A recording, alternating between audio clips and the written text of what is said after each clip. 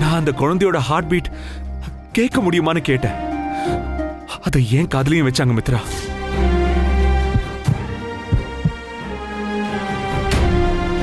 அந்த சத்தம், அந்த ஹார்ட் பீட், அதை கேட்கும் போது எனக்குள்ள, என் மனசுக்குள்ள ஏன் ஹார்ட் பீட்டோட சேர்ந்து அந்த குழந்தையோட ஹார்ட் பீட்டும் ஒரே மாதிரி துடிச்சுது. நானும் அந்த குழந்தையும் வேற வேற இல்லைன்ற மாதிரி ஒரு ஃபீலிங்.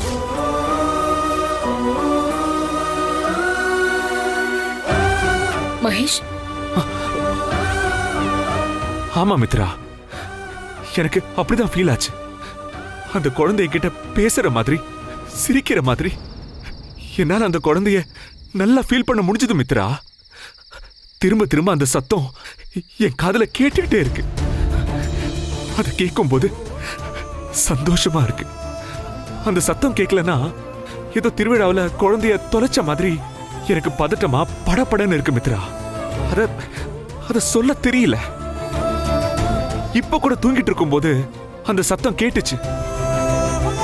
அந்த ஹார்ட் பீட் லப்டப் லப்டப் லப்டப்னு ஒரே மாதிரி மெலிசா ஆரம்பிச்சு சத்தமா என்ன பார்த்து கைய நீட்டி புடிச்சுக்கோன்னு சொல்ற மாதிரி. மகேஷ், போத நிறுத்து. என்ன மித்ரா, நீ எப்படி பிஹேவ் பண்ணிக்கிட்டு இருக்கேன்னு தெரியுதா மகேஷ்? ஏதோ ஒரு சத்தத்தை கேட்டுட்டு வந்துட்டு அப்படி இப்படின்னு உன்னை நீயே ஏமாத்திக்கிட்டு இருக்க மகேஷ். இல்ல மித்ரா, அந்த குழந்தை என் கூட கனெக்ட் ஆகுது. நோ மகேஷ், அப்படியெல்லாம் எதுவும் கிடையாது. ஒரு காலத்துல நீ ஆனந்திய லவ் பண்ணிருக்க. அவ உன் மனசுல இருந்திருக்கா.